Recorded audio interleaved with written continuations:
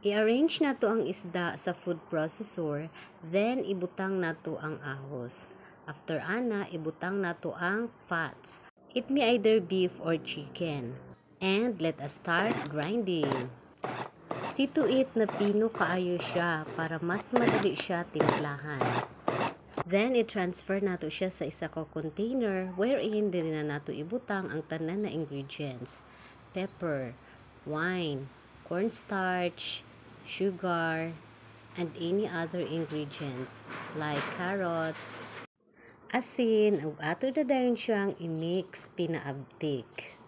Pagkahuman, atuan na siyang ipadaplin para ma-prepare nato ang wrapper. Aside sa paspasan nato, kailangan ta og braso para mas madali mahuman. Finally, nahuman ra jud ug atuan ng tistingan og prito. Ang sobra na wala sa wrapper ato ang himuog pati. Ready na og mga unata. Try nyo na rin and thank you for watching. Bye-bye!